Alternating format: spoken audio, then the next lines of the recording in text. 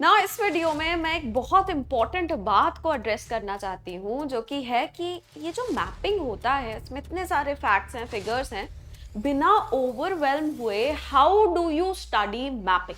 C mapping we have seen it is useful in prelims. एक साथ पूरी information dump करोगे तो दिमाग ओवरवेल्म होगा, कुछ समझ नहीं आएगा, हर चीज भूल जाओगे आप। जब भी बोर हो, बाकी सब्जेक्ट्स पढ़ने का मन नहीं है, so pick up your maps just 15 minutes every day and go through them.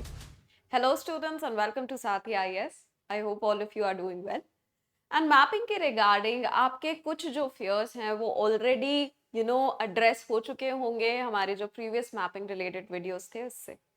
ना इस वीडियो में मैं एक बहुत इंपॉर्टेंट बात को एड्रेस करना चाहती हूँ जो कि है कि ये जो मैपिंग होता है इसमें इतने सारे फैक्ट्स हैं, फिगर्स हैं, बिना ओवरवेल्म हुए how do you study mapping?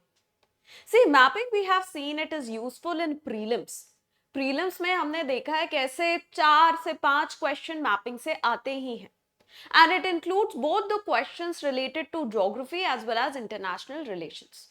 But mapping की एक जनरल अवेयरनेस अगर आपको होती है तो ये बस आपको प्रीलिम्स में मदद नहीं करेगा, it will be helpful in your mains and even in your interviews.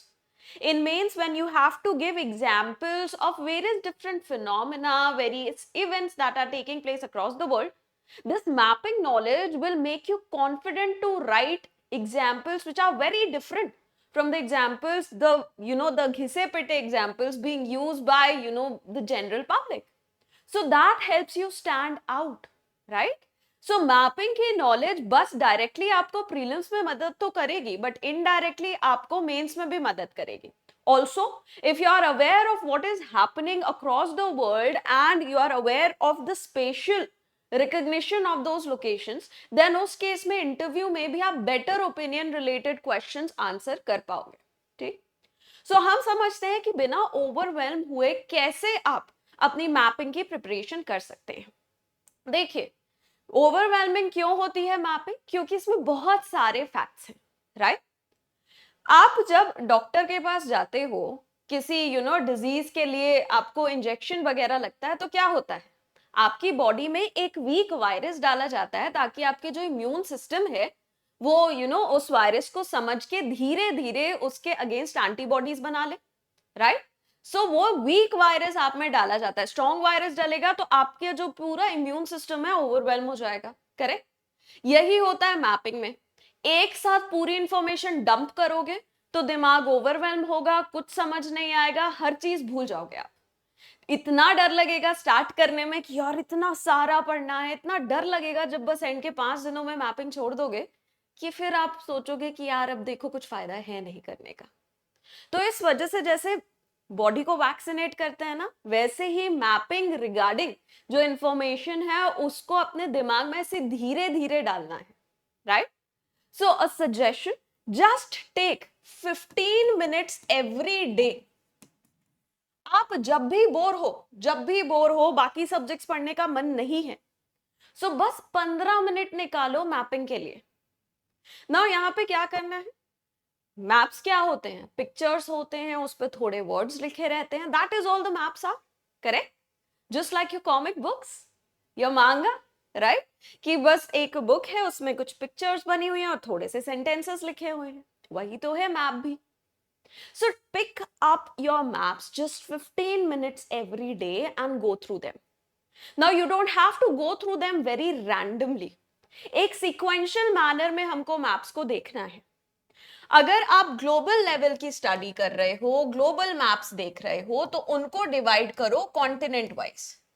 First you can start with the smallest one, that is Europe, then you can move on to Africa and so on and so forth. Fine. So continent wise maps को देखो। Now ऐसा नहीं है कि एक ही दिन में सारे फीचर्स देख लेने हैं, क्योंकि 15 मिनट में इतना तो आपके पास time, you just have 15 minutes, you cannot take a look at all the features. सो क्या करो, फर्स्ट डे जो है बस यूरोप के माउंटेन्स देख लो, सेकेंड डे यूरोप के से जो भी ग्रासलैंड्स हैं वो देख लो, then you can take a look at its lakes, its important rivers, so on and so forth, right? So थोड़े थोड़े फीचर्स हर दिन देखने हैं। एक साथ ओवरवेलम करोगे दिमाग को तो फिर कुछ भी सोल्यूशन नहीं मिलेगा। And once you are done, for example today, आज जैसे से 1 दिसंबर है, 1 दिसंबर को आपने यूरोप के mountains देखे, you took a look at the mountains of Europe. Okay, these are the mountains, you see the map, these are the mountains, these are the countries through which they are trying to move, through which the mountains are moving.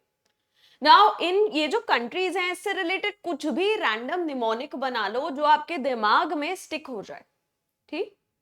Then next day 2 दिसंबर को ये जितना भी किया है उसको एक बार revise करो, पहले रिकॉल करने की कोशिश करो, try to recall it. Okay, these were the mountains that I covered yesterday and these are the countries through which they are moving. Recall this. जो भी आप रिकॉल नहीं कर पा रहे उसको क्विकली एक बार बस रिवाइज कर लो। नाउ रिकॉलिंग कैसे करो, या तो मिरर के सामने खड़े हो जाओ या किसी अपने फ्रेंड या पेरेंट्स या किसी को भी सामने बिठा के उनको बोलो, कोई है नहीं तो आपका कोई पेट है उसको बता दो बैठा के, नहीं तो लिख के देख लो, ठीक। Then once you are able to recall everything, जो भी रिकॉल नहीं हुआ उसको एक बार रिवाइज कर लो। उसके बाद फिर जो सेकेंड डे का जैसे ग्रासलैंड्स हैं या लेक्स हैं यूरोप के वो पिकअप करो, ठीक।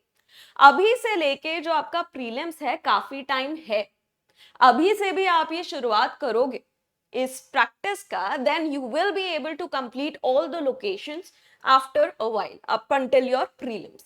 फाइन, बस क्या करना है, जो भी पढ़ो अगले दिन उसको क्विकली रिकॉल कर लो। 15 मिनट पढ़ने में लगे, रिकॉल करने में मुश्किल से आपको 5 मिनट लगेंगे, उससे ज्यादा नहीं लगेगा। 5 मिनट में रिकॉल भी हो जाएगा और जो रिकॉल नहीं कर पाए you will be able to revise that as well within those 5 minutes. Fine, then at the end of the week whatever you have done, Sundays को छोड़ दो, संडेज को कुछ नया मत पढ़ना, don't study anything on Sundays.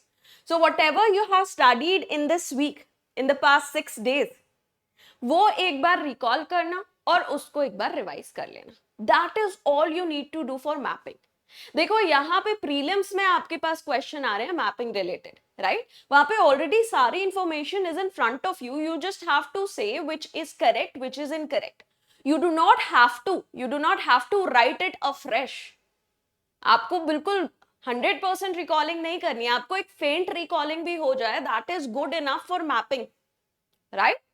So just apply this method. So अगर आप वर्ल्ड के लिए ऐसे कॉन्टिनेंट वाइज कर लो, इंडिया के लिए आप कर रहे हो तो या तो स्टेट वाइज कर सकते हैं, you can do it state wise, you can start alphabetically, state, union territory, Andaman Nicobar, Andhra Pradesh, Arunachal, Assam, so on and so fourth, या तो अल्फाबेटिकली ले लो या फिर आप फीचर वाइज कर सकते हो, right. For example, on day 1, you studied all the mountains. Day 2, you studied the peaks and so on and so forth. Fine. So, इस तरह से फिर आपने लेक्स कर ली, फिर आपने नेशनल पार्क्स कर लिए, बायोस्फीयर रिजर्व्स कर लिया और ये कर लिया। Fine.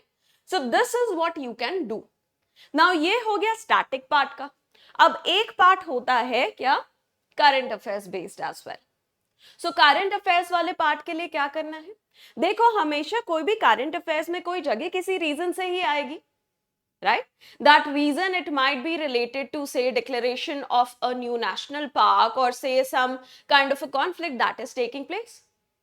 सो सब्जेक्ट में ही उस लोकेशन को ऐड कर लो, right. For example in environment you add, okay this has been declared as a new national park, or these two countries, a conflict has started within this country, a civil war has started within this country, or an earthquake, it occurred at this particular location. In geography you can add wherever you study earthquakes.